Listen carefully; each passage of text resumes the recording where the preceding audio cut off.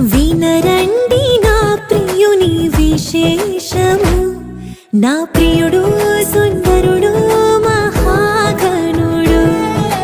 వినరండి నా ప్రియుని విశేషము.